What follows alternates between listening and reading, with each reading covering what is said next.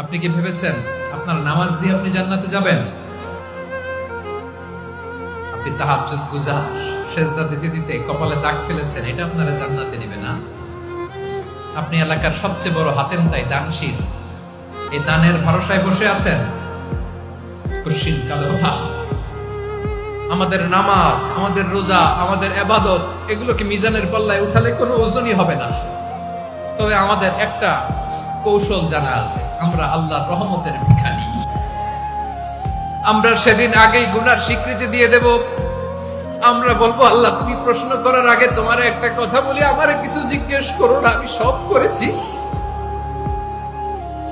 এমন কোন পাপ নাই যে পাপ আমারে দিয়ে হয় নাই।